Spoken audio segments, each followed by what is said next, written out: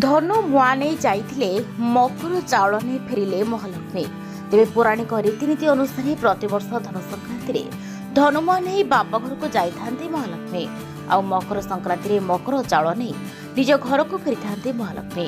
ଆଉ ଏହି ପରମ୍ପରା ପୁରୀ ଶ୍ରୀମନ୍ଦିରରେ ନୀତିକାନ୍ତି ଅନୁଯାୟୀ ପାଳନ କରାଯାଇଥିବା ବେଳେ କୋଣାର୍କସ୍ଥିତ ଜଗନ୍ନାଥ ମନ୍ଦିରରେ ମଧ୍ୟ ନୀତିକାନ୍ତି ଅନୁଯାୟୀ ପାଳନ ହୋଇଯାଇଛି ଏହି ଉତ୍ସବ। ଚଳିତ ବର୍ଷ ପବିତ୍ର ଧନୁ ସଂକ୍ରାନ୍ତି ଠାରୁ ମହାଲକ୍ଷ୍ମୀ ଜଗନ୍ନାଥ ମନ୍ଦିରରୁ ଧନୁମୁଆଁ ନେଇ ନିଜ ବାପ ଘରକୁ ଯାଇଥିବା ବେଳେ ମକର ସଂକ୍ରାନ୍ତିରେ ତାଙ୍କୁ ଶ୍ରୀମନ୍ଦିରକୁ ପାଛୋଟି ନେବା ପାଇଁ କୋଣାର୍କ ଜଗନ୍ନାଥ ମନ୍ଦିର ପ୍ରଶାସନ ତରଫରୁ କରାଯାଇଥିଲା ବ୍ୟାପକ ପ୍ରସ୍ତୁତି।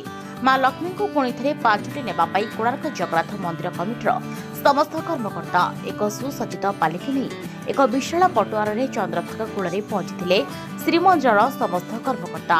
ଶ୍ରୀ ପହଞ୍ଚିବା ପରେ ନୀତିକାନ୍ତି ଅନୁଯାୟୀ ମହୋଦଧି ଆଳତୀ ଓ ଅନ୍ୟ ସମସ୍ତ ନୀତିକାନ୍ତି ଶେଷ କରି ମାଙ୍କୁ ମନ୍ଦିରକୁ ପାଛୋଟି ଆଣିଥିଲେ କୋଣାର୍କ ଶ୍ରୀମନ୍ଦିରର କର୍ମକର୍ତ୍ତା।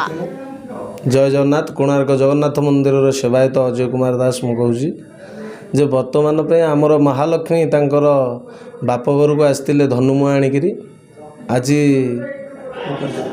ମାଘ ମାସ କୃଷ୍ଣପକ୍ଷ ଏକାଦଶୀ ତିଥौ ଅନୁରାଧା ନକ୍ଷତ୍ରେ ବିଛା ରାଶି ଚାଳନ ପୂର୍ବକ ମାଙ୍କୁ ଆଜି ନେବା ପାଇଁ ଜଗନ୍ନାଥ ମନ୍ଦିରର ସମସ୍ତ କମିଟିର ସଦସ୍ୟ ଏବଂ ସେବାୟତମାନେ ଆସି ପହଞ୍ଚି ଯାଇଛନ୍ତି ଚନ୍ଦ୍ରଭାଗା ନଦୀର ତଟ ପାଖରେ। ସେଥିପାଇଁ ମାଙ୍କୁ ନେବା ପାଇଁ ଅତି ବ୍ୟାକୁଳ ହୋଇଥିବାରୁ ଆଜି ଭକ୍ତଗଣ ବହୁତ ଭିଡ଼ ଜମିଛି ଏବଂ ମାଙ୍କୁ ଆଜି ଶ୍ରୀମନ୍ଦିର ନେବାର ଉଦ୍ଦେଶ୍ୟରେ ସବୁ ଭକ୍ତ ଏବଂ ସେବାୟତମାନେ ଆସିଛନ୍ତି। ଜୟ ଜଗନ୍ନାଥ। କୋଣାର୍କରୁ ସନ୍ତୋଷ ଦାସଙ୍କ ରିପୋର୍ଟ, ସୂଚନା ମିଡ଼ିଆ।